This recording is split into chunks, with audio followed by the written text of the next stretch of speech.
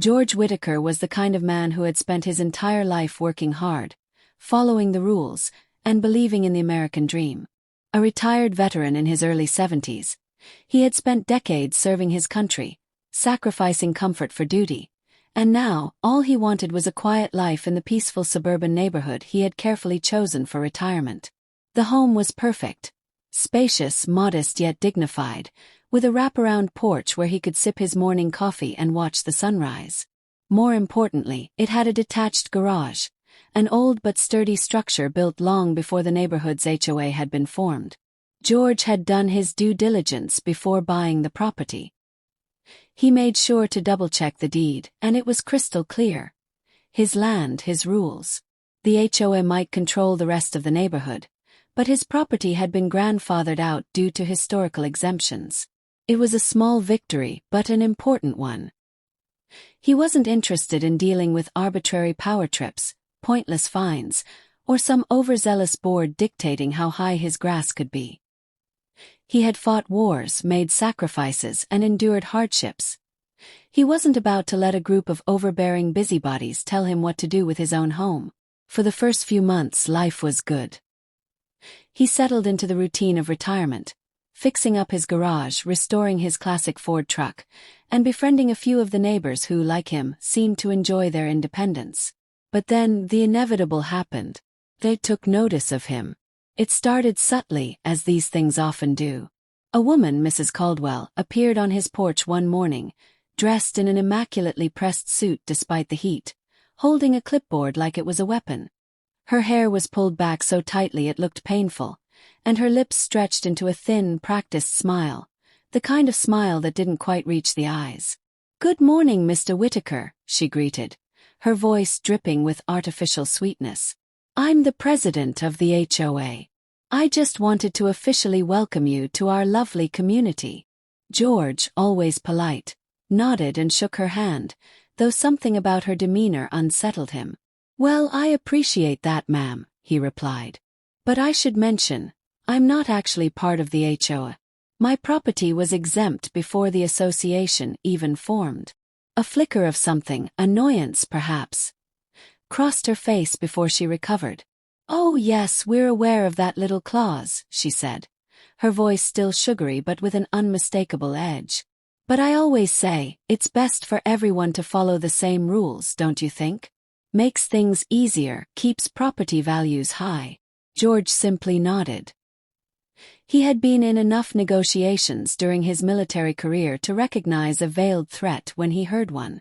"I understand, but I bought this home knowing I wouldn't have to deal with HOA regulations," he stated firmly. "I plan to keep it that way." Mrs. Caldwell's smile tightened.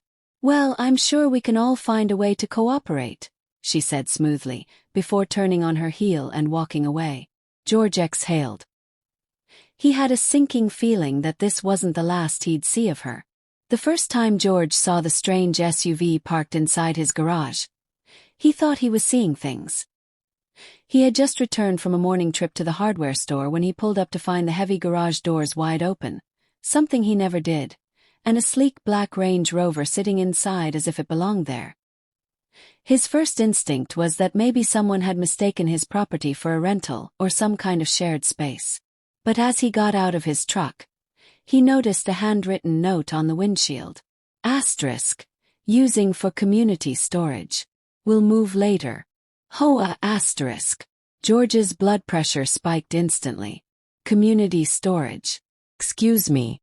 He didn't remember signing up for some kind of socialist garage sharing program. This was his property, his garage, and whoever thought they could just waltz in and take it over was about to learn a hard lesson in boundaries. He wasn't an aggressive man by nature, but decades of discipline had made him firm. He grabbed a pen and wrote a clear, no-nonsense note. Asterisk. This is private property. Move your car immediately. Do not park here again. Asterisk. He left it under the windshield wiper and locked the garage doors before heading inside. Maybe it was a mistake. Maybe someone had assumed the garage was unused. But deep down he knew better. And sure enough, the next morning the SUV was back. This time, George wasn't going to bother with notes. He knocked on a few neighbors' doors, asking around about the car. That's when Linda, an older woman down the street, gave him a knowing look. "Oh, that's Caldwell's car," she said, shaking her head. "She does this kind of thing all the time. Claims the HOA has the right to repurpose underused spaces. It's complete nonsense, but no one wants to fight her." George clenched his jaw. He had dealt with all kinds of bullies in his lifetime, and they all had one thing in common: they only pushed as far as people let them. So when Mrs. Caldwell knocked on his door later that afternoon, wearing the same fake smile as before, he was ready. "I saw your note," she said, feigning concern. "I'm sorry if there was some confusion. You see, our HOA has an initiative where we utilize spaces that aren't being actively used for community benefit. Your garage seemed empty, so I assumed you wouldn't mind sharing." "That's funny," George said, crossing his arms. "Because I don't recall anyone asking me." Mrs. Caldwell laughed, a short, insincere chuckle. "Oh, Mr. Whitaker, don't be difficult. It's just a little parking. It's for the community." George's voice hardened. "No, it's trespassing." Mrs. Caldwell's expression darkened instantly. "I don't think you understand how things work here," she snapped. "The HOA has authority over neighborhood assets, and—" "This isn't a neighborhood asset," George interrupted. "It's my private property, and I'm done with the warnings. Get your car out of my garage. Now." Her eyes narrowed, her face twisting into something much less neighborly. But she didn't argue further. Instead, she turned sharply and stormed away. George watched her go, knowing this wasn't over. That night, George didn't just lock the garage. He installed a reinforced padlock and set up an old security camera he had used back in his trucking days. If Mrs. Caldwell or anyone else tried anything again, he'd have proof. Sure enough, at 2 a.m., his camera caught exactly what he expected. Flash of movement, the gleam of a crowbar, and Mrs. Caldwell trying to break in. George woke up the next morning with a sense of unease gnawing at him. He poured himself a cup of coffee, but his mind wasn't on the steaming mug in his hand. It was on the security footage from the night before. The grainy video clearly showed Mrs. Caldwell, clad in a dark jacket, prying at his garage lock with a crowbar. Her face, lit by the faint glow of a street lamp, was twisted in concentration as she struggled with the reinforced padlock he had installed. It wasn't just bold, it was brazen. She didn't care about being caught. She acted like she had every right to be there. George replayed the footage 3 times, each viewing stoking the quiet fire building in his chest. This wasn't just a misunderstanding or some passive-aggressive HOA stunt. This was trespassing. Breaking and entering. It was a blatant violation of his privacy and his property rights. After a long, steadying breath, George did what any reasonable man would do. He called the police. When Officer Bradley arrived later that morning, George kept his cool, though his jaw was tight with anger. The officer, a younger man with a no-nonsense demeanor, leaned over George's laptop and watched the security footage with a growing frown. "That's pretty clear," Bradley muttered, shaking his head. "She's not just on your property. She's trying to break into your garage." George nodded. "And she's the HOA president. Claims my garage is community property, even though my deed says otherwise." The officer let out a dry chuckle. "Well, community property or not, she's got no right to be doing this. I'm filing a report for attempted trespassing and property damage." George didn't smile, but there was a flicker of satisfaction in his chest. It wasn't about revenge. It was about justice. An hour after the officer left, George received an email from the HOA. The subject line made his blood boil. "Notice of violation, unauthorized use of community space." He opened it, and there it was. An official-looking letter accusing him of unfairly denying access to what Mrs. Caldwell claimed was an underutilized shared space. His own garage. The letter warned of further action if he continued to impede community access. George stared at the screen, his mind racing. They were trying to twist this, trying to paint him as the troublemaker like he was the one breaking rules. It was laughable if it wasn't so infuriating. But George wasn't a man who backed down.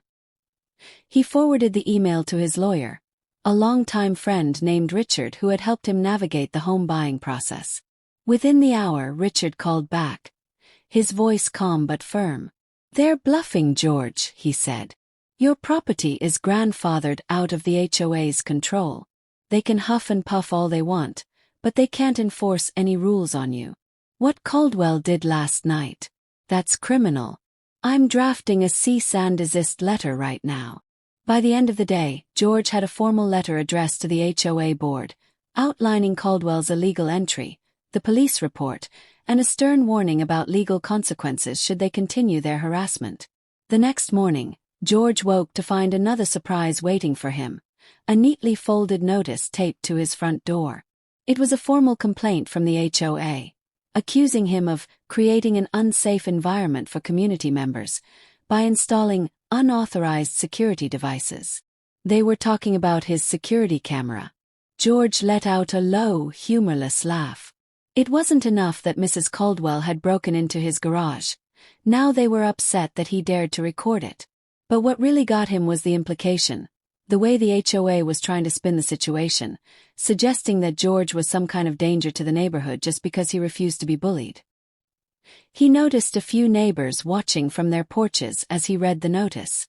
Some looked away when he caught their eye, but others gave him small nods of support.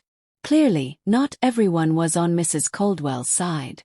That evening, George decided it was time to confront the situation head-on. He wasn't about to be painted as the villain here, not in his own home.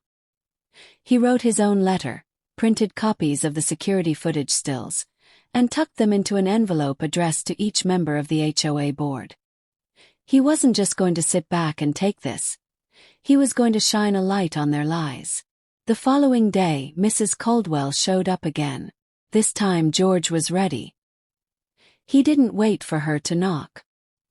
He opened the door and stepped onto the porch before she even made it up the steps.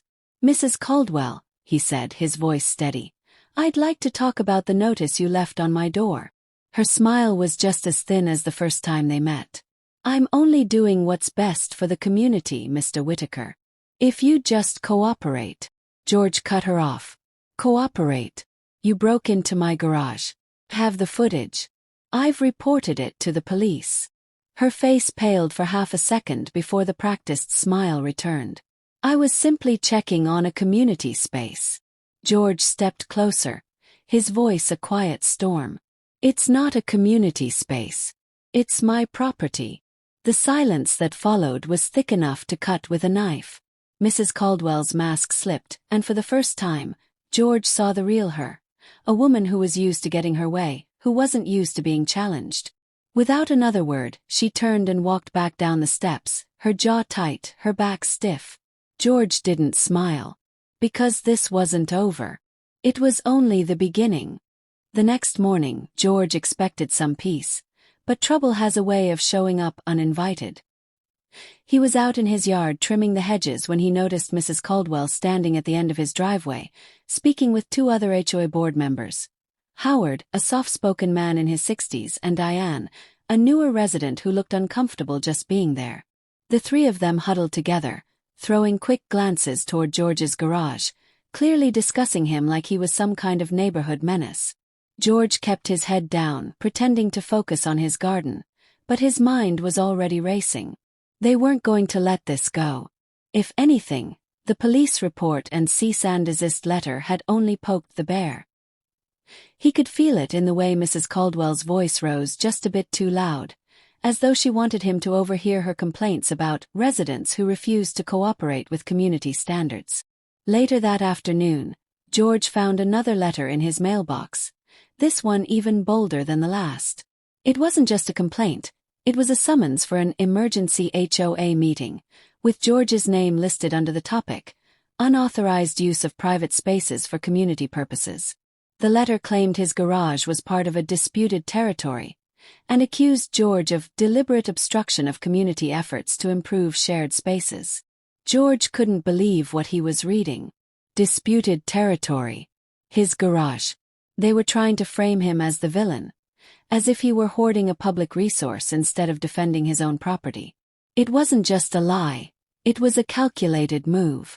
Mrs. Caldwell wasn't just attacking him, she was preparing to turn the entire HOA against him, twisting the narrative so that he looked like the problem. But George wasn't about to be outplayed. He made a call to his lawyer, Richard, who wasted no time drafting a formal response, a legal letter challenging the very premise of the meeting. Richard included copies of George's property deed, the police report, and the cease and desist order. But George didn't stop there. That night, he knocked on a few doors himself. Linda, the older neighbor who had warned him about Mrs. Caldwell's antics, welcomed him in with a concerned smile. She wasn't the only one. George quickly realized that many neighbors had their own stories about the HOA, about Mrs. Caldwell's relentless fines, her surprise inspections, and the way she weaponized rules to bully people who dared to question her authority.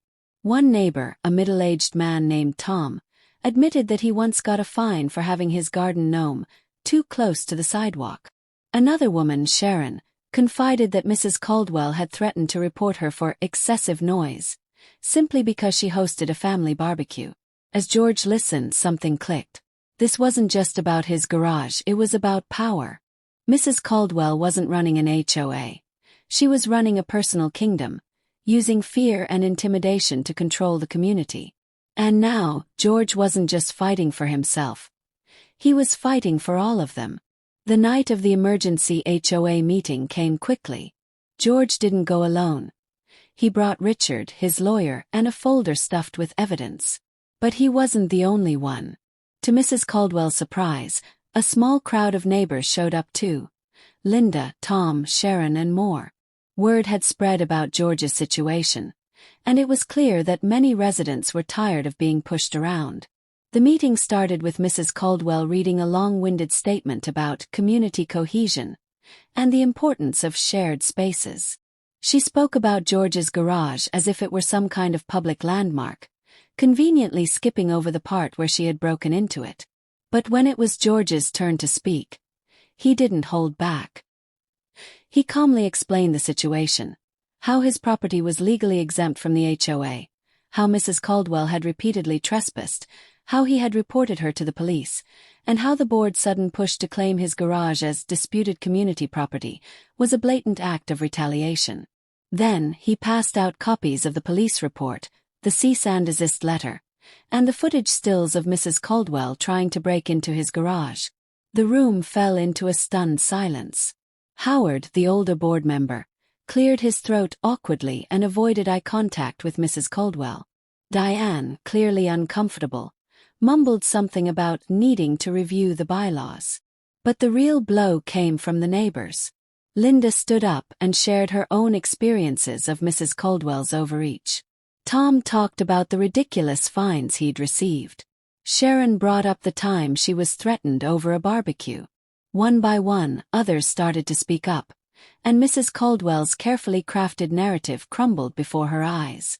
By the end of the meeting, the HOA voted to formally drop all complaints against George, and more importantly, to review Mrs. Caldwell's actions. But the real victory came the next morning.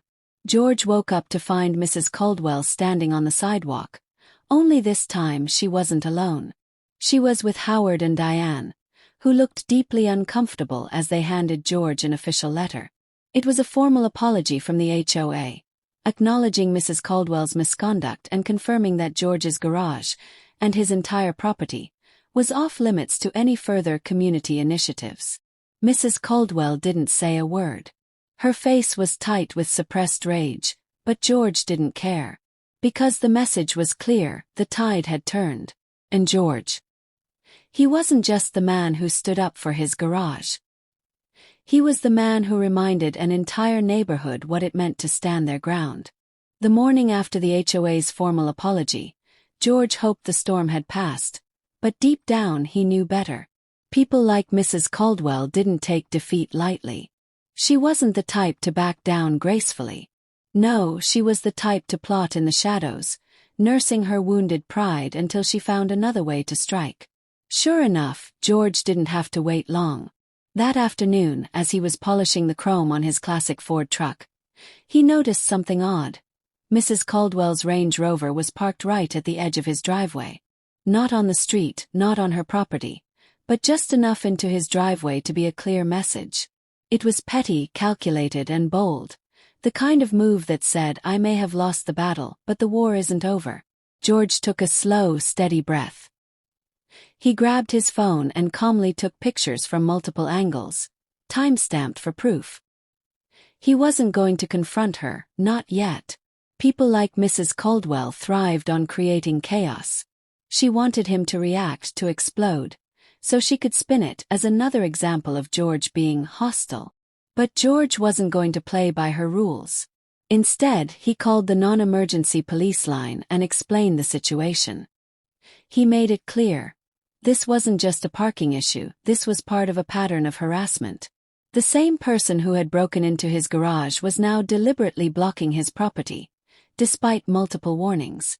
Within 20 minutes, Officer Bradley, the same officer who had taken his garage break-in report, pulled up. George watched from his porch as the officer knocked on Mrs. Caldwell's door. There was a tense, animated conversation. George couldn't hear the words, but he didn't need to. Mrs. Caldwell's wild hand gestures and reddening face told him everything. Finally, Officer Bradley walked back to George. She claims it was a misunderstanding, the officer said dryly, clearly not buying it. But I told her if she parks on your property again, it'll be towed. It's all documented. George gave a small nod. Another point for him. But Mrs. Caldwell wasn't done. The next day, George received yet another notice from the HOA. This time claiming that several board members had expressed concern about unauthorized structures on his property. Attached were blurry photos of his garage. The same garage they had already admitted wasn't under their jurisdiction. It was retaliation, plain and simple. George didn't bother replying himself. He forwarded the letter straight to Richard, his lawyer, who responded with a formal warning about defamation and harassment. But George didn't stop there. That evening, he invited Linda, Tom, and a few other neighbors over for coffee on his porch. It was a small gathering, but the mood was serious. People were fed up. Linda spoke first. This is how she operates. When she can't win, she tries to punish you until you give in. Tom added. She fined me for leaving my recycling bin out an hour too long last month. She's out of control. One by one, neighbors shared their own stories. False violations, petty fines, threatening letters. All part of Mrs. Caldwell's reign of intimidation. That's when George made a decision. This isn't just about me, he said firmly. This is about all of us. It's time we take back control. The plan was simple but effective. They would push for an emergency vote, not to punish Mrs. Caldwell, but to demand a full review of the HOA's leadership. Over the next week, George and his neighbors went door to door, gathering signatures. The more they talked, the more they realized how deep Mrs. Caldwell's pattern of abuse ran. People who had stayed silent out of fear were now speaking up. It wasn't just George's battle anymore. It was the neighborhood's. When the emergency HOA meeting finally happened, the room was packed, standing room only. Mrs. Caldwell sat at the front, her jaw tight and her eyes sharp as she scanned the crowd. She must have sensed the shift, the way people whispered, the way they exchanged knowing glances. Her power was slipping. Howard, the older board member, opened the meeting, but before Mrs. Caldwell could launch into her usual monologue about community standards, George stood up, calm and steady. Before we begin, George said, his voice loud enough to carry, I want to formally submit a request, signed by over 40 residents, to conduct a review of the HOA's leadership and their recent actions. There was a stunned silence. Then murmurs. Mrs. Caldwell's face turned a deep shade of red. This is absurd, she hissed. This is a personal attack, not a community matter. George held his ground. It's not personal, he replied evenly. It's about accountability. Howard, clearly uneasy, shuffled through the papers George handed him. With this many signatures, he said slowly, we have no choice but to conduct a review. The room erupted. some with applause, others with murmurs of shock. Mrs. Caldwell's mouth opened and closed, but no words came out. For the first time, the iron grip she held over the neighborhood was slipping, and there was nothing she could do. By the end of the meeting, the board voted to suspend Mrs. Caldwell pending a full investigation into her actions, including the false violations, the harassment, and most damning of all, the illegal attempt to seize George's garage. It was over. 3 weeks later, Mrs. Caldwell's for sale sign went up. She was leaving the neighborhood.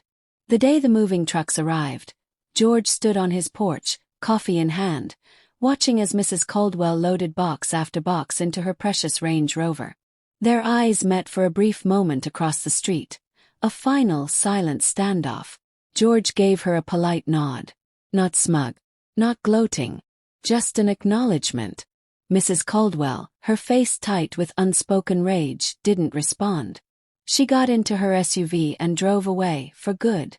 In the weeks that followed, the neighborhood slowly began to heal.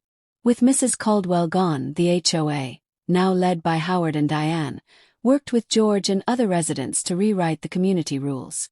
The focus shifted from control and intimidation to cooperation and transparency. And George, he finally got his peace. His garage stayed locked.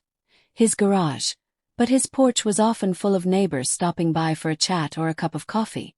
Because in the end, this wasn't just a battle over a garage. It was a battle for justice, for dignity, for freedom. And most of all, it was a powerful reminder that standing up for yourself doesn't just protect your rights, it inspires others to do the same. Because sometimes, the strongest defense isn't just a locked door, it's a community that refuses to be bullied. And George Whitaker had reminded them all of that.